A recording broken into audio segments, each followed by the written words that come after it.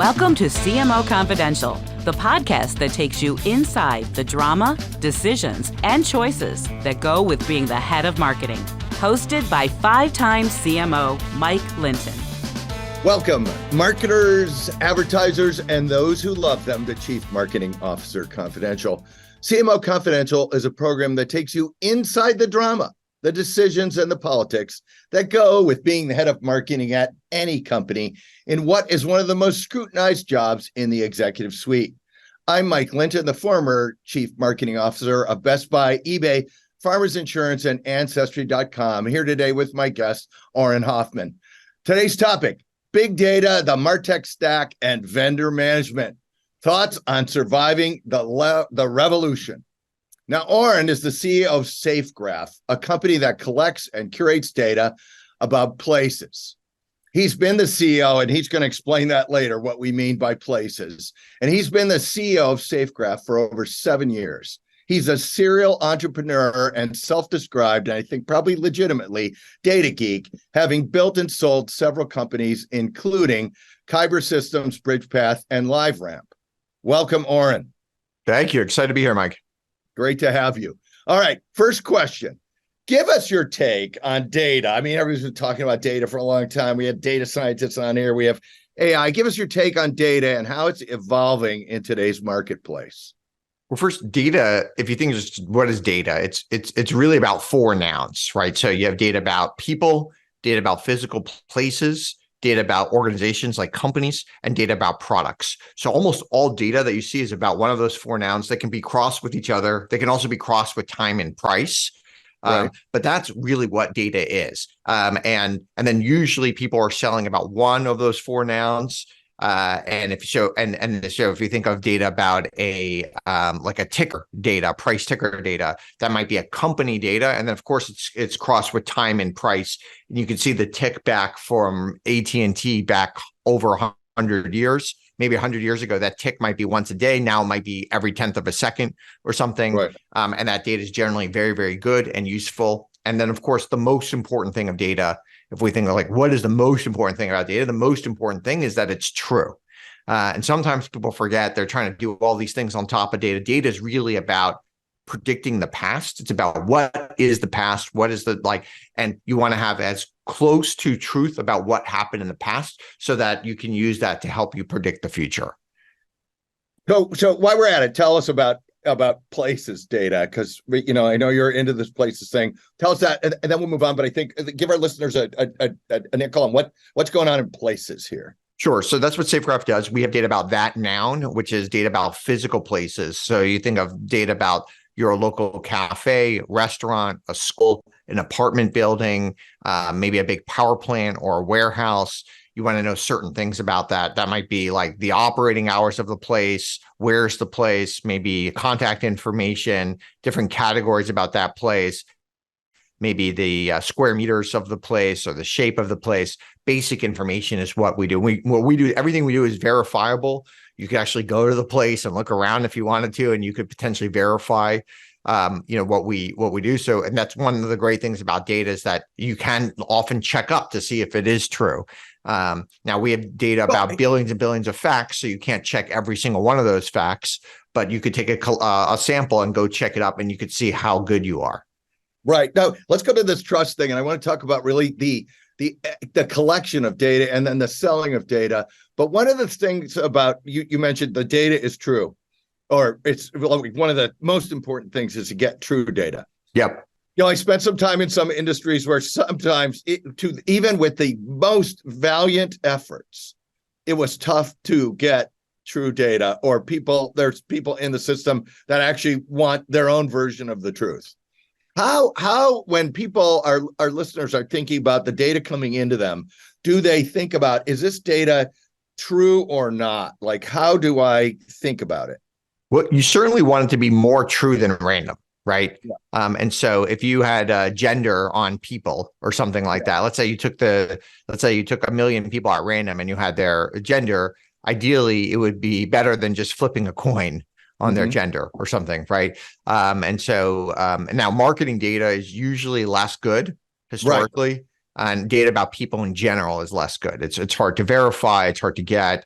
And so you're generally, so if you even if you have gender data, it's often like 75% correct or something. Right. Again, and, which and is look, addresses change, everything. yeah. Again, gender data, that's better than flipping a coin, right? So 75% is still better and probably still will help the marketer. And so it really depends on what you're doing with that data. If you're sending somebody a direct mail catalog back in the day, and you think that they like puppies and they actually only like cats, and so you sent them a bad catalog. Okay, well, that just cost you, a little bit of money. It's not too bad. It's not the worst thing, as long as most of the people you send it to like puppies. If you're actually doing some sort of deep data science or deep AI on top, or some sort of machine learning model on top of the data, then these errors compound really fast. So even if you're 90% correct, 0.9 times each other quite a bit gets a very small number very quickly. You're like a very, very small number. Yeah. You really need to be correct, as close to true as possible, if you're starting to get into some sort of model. Right. No, I can't let this go. We're going to go to AI in a minute, but I can't let this go where you said marketing data is difficult, I think, or challenging. You said it's difficult because it doesn't need to be that good. In many cases, again, it has to be better than throwing darts, but it doesn't need to be that good. And most marketers are not always aware of how good the data is anyway, so they often won't pay up for the better data. So if you think of a data company that's selling into a marketer, they don't always have like incentives to make that data very good. And so we found that at Safegraph, our main competitors were these old school companies that were selling to mailing lists. So they were gonna, you want to mail all the Italian restaurants in New York, and if you happen to get a few Thai restaurants in there, no big deal. And if you happen to get a bunch of restaurants that close, no big deal. And so that's what they're, and so if you were even 50% accurate, that was actually pretty good if you're selling to a marketer. We were selling to somebody very different than a marketer. We're selling to somebody who's like taking that data, putting it in a model. In their case, their bar for accuracy is just way, way, way higher. And that client that we sell to today really didn't exist 10, 20 years ago. And so the incumbents weren't really set up to sell to these new customers. So I did some time in insurance where like building data and everything else is super important for underwriting.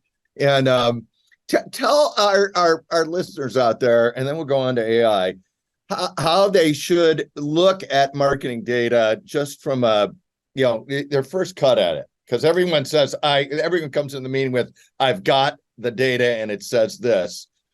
Tell me how they should first take a look at that general data source you're talking about here. Well, marketing is a little different in general, because in marketing, it's like data is one piece of, sometimes it's the message that really matters. Sometimes it's how you reach people and the medium that you're trying to. So there's all these different things. And sometimes data is a little bit overweighted in marketing. And so, the people sometimes forget like how important the content is and, all these other things that are out there. And sometimes people don't really know, like they think, men buy this product, but it turns out actually 30% of the people buy the product are women, and they don't always even really know the core thing. So I think data and marketing is still in it.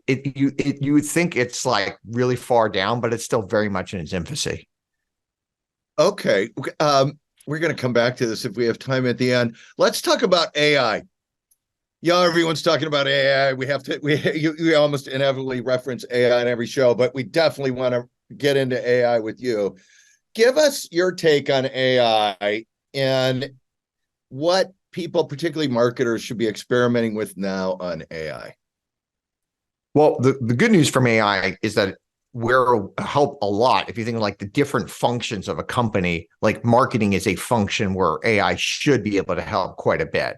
So if you're trying to spit up like a lot of content, AI is certainly going to supercharge you and help you spit up a lot of content. If you're trying to create lots of different versions of ads or keywords, or you're trying to create videos or any of those types of things, like all these new LLM tools are going to be like a magical thing for you. You're going to be able to do this much, much faster, much, much, much cheaper, and probably much, much, much higher quality as well. So this is going to be really good for marketers. There'll probably be other functions of companies, whether it be like finance or HR or some of these other companies where product management, where maybe AI is going to be slower to help. It'll help on the margins a little bit, but it'll be so. But marketing is one of the functions where it should help the most, the quickest. Can you, I don't know if you can, but is there anybody out there that's using AI really well that you want to call out here, where you would say, gosh, these guys are doing a good job of it? Well, I think most engineering orgs have been using AI for quite a bit. Which makes sense, early adopter, and then it's already baked into the tools. So if you have some sort of coding tool, it'll be like a Copilot or something like that. It's already baked in. It's going to help. It's helping you type less at the very least, right? So, and then it also helps you find things faster. So especially if you're like going to a new language and you're not as familiar with that new language, so maybe you're super familiar in Python, but you're not as familiar with Java or something like that, it will be very helpful in helping you make that transition. So for any type of software developer in your org, they're probably already using these tools. They're probably already benefiting quite a bit.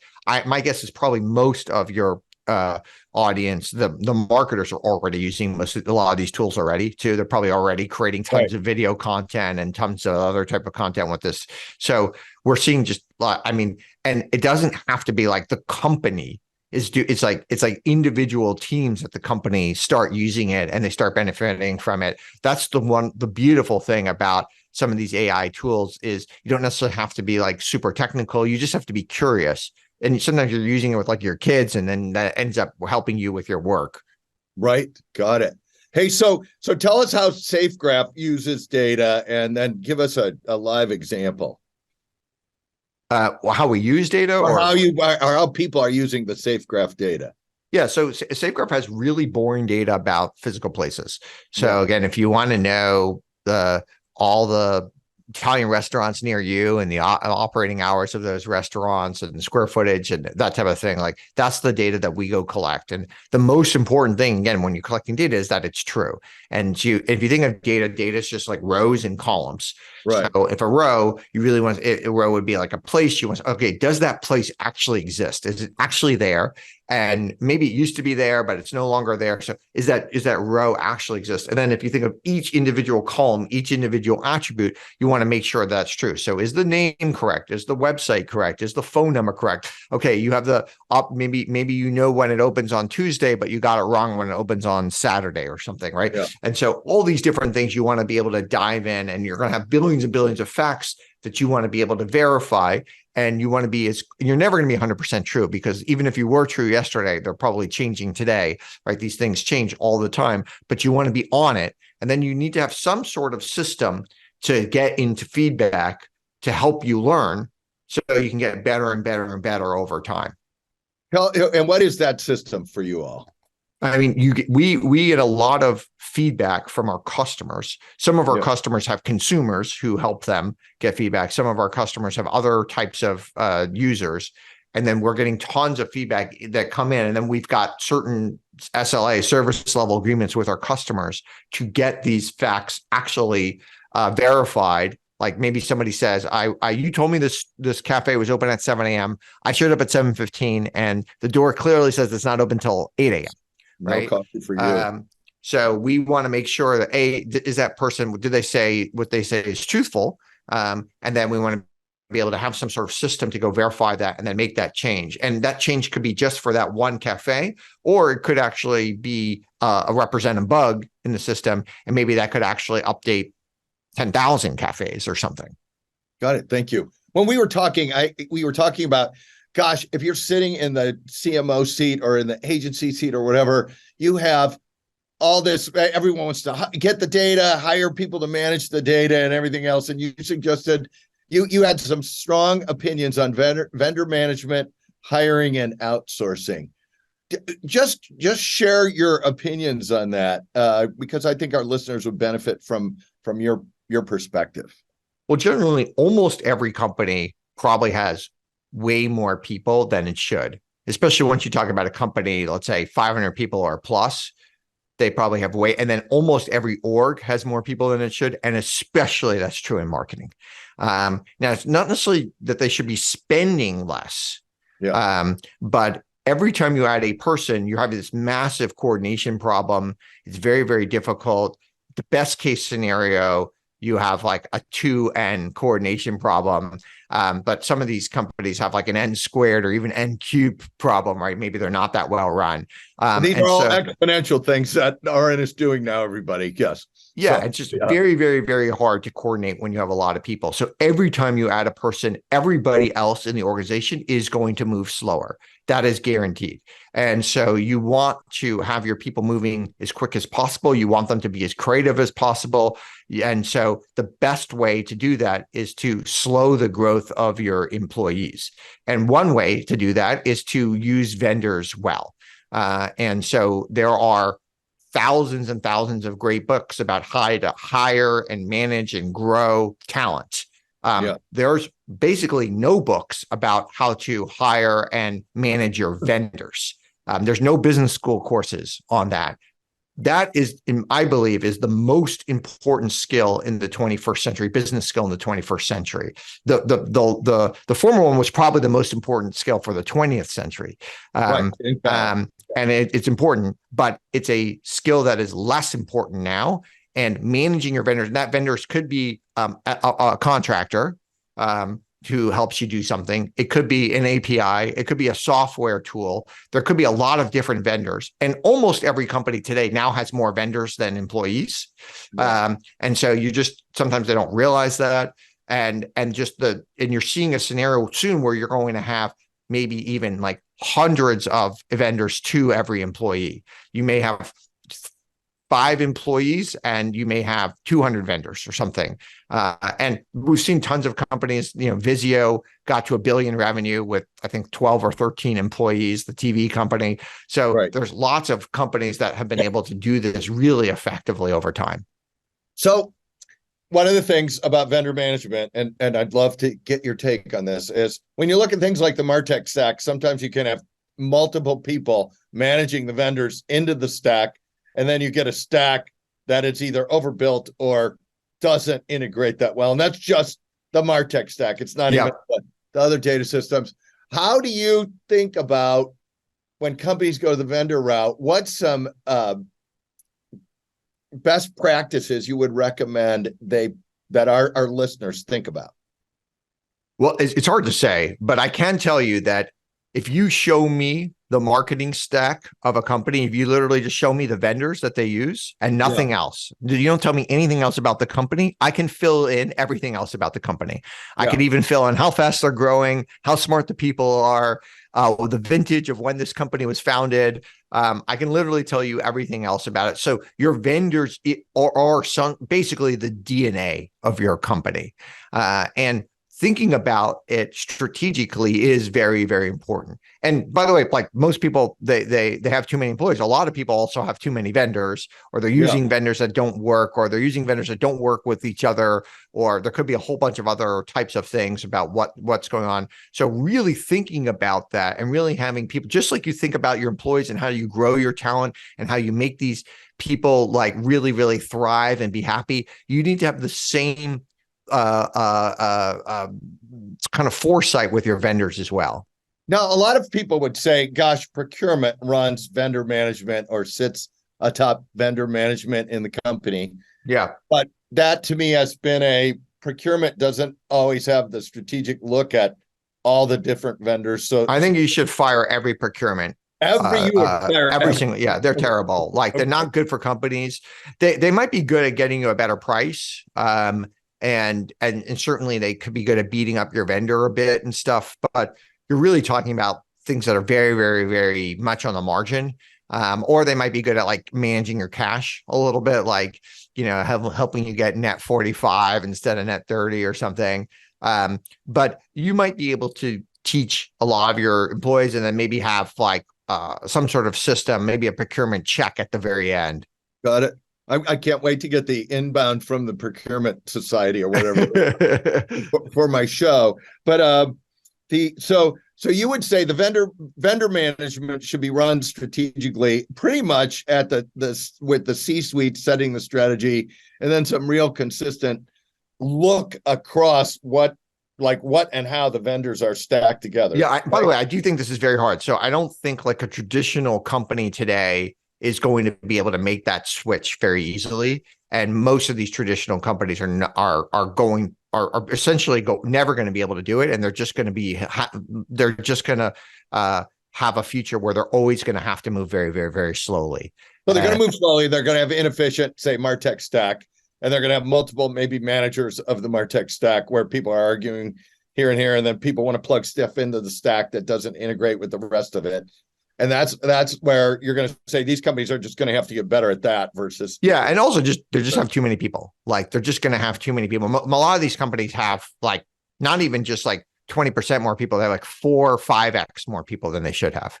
So you're watching with great interest the tech cutbacks now, probably as tech is the easiest place to cut back. So it's the simplest one to do. So it's just because generally people in tech companies are extremely ambitious, and they're extremely intelligent. They work super hard, and they're usually tech oriented. So they know how to use tools and stuff like that. So it's certainly easier to cut back at a tech company than it would be at let's say a big apparel company or something like. But it is also possible to do that at these big apparel companies. Again, it doesn't mean being cruel. You can do this in a good way. And it also doesn't mean spending less money. It's not about saving the money. It's about making the employees you have better at what they do, making them happier, making them have to spend less time coordinating with other people, less time in meetings, less time in bureaucracy, more time creating, and making them more effective. So every single employee in your company should be happier long-term. So let's talk about those employees, which is, along with vendor management, you can look at, I can hire or I can rent talent. How do I think about that? Well, I think you want to rent people for experience and hire people for their energy. And so the more experienced type of person you can rent, because you don't need them usually for 60 hours a week.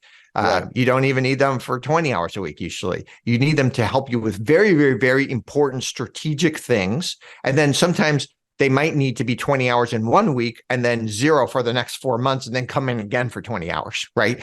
And so just like many of us have a corporate lawyer, and we sometimes we can go months without calling the corporate lawyer. And then maybe we're in a very, very important transaction, let's say an M&A transaction, and the lawyer's working around the clock for us. But that lawyer doesn't work for our company. They work for a law firm. We still may have a general counsel or something like that in their company, but we have experience, and everyone is used to hiring an outside lawyer to help us for certain tasks, right? I think most of expertise can be hired that way. And so the more experienced people, I think you're going to see them going to have, instead of working for one company, they're going to work for 20 companies.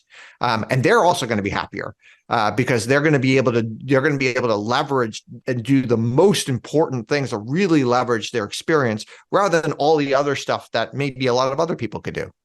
This is, well, and we do have a show on fractional, which is just starting to explode, we think. So, yeah, exactly. These, like a CMO. Yeah. Do you really need like a super experienced CMO at $100 million company? I don't know.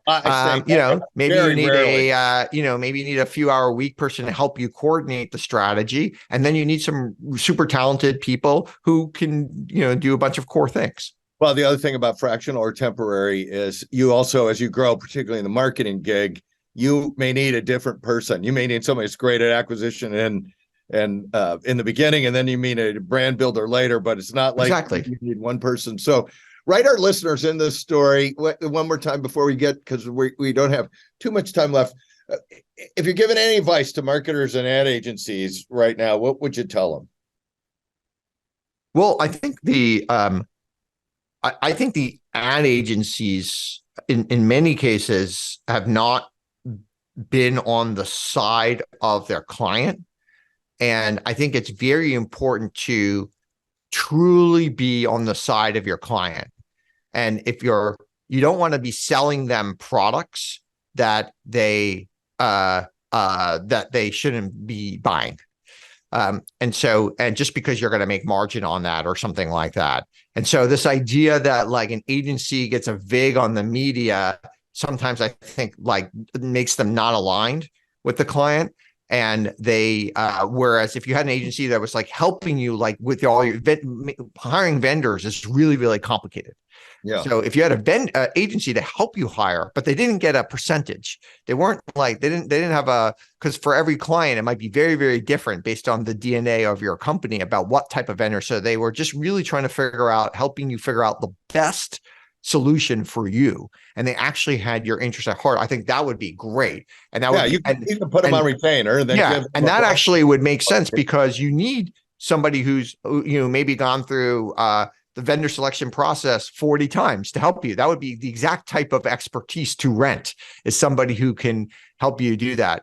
But you don't want somebody who has an incentive. It's like when you have a wealth management person and they have an incentive to sell you their own product, right? That's somebody where you're going to be in a worse case scenario.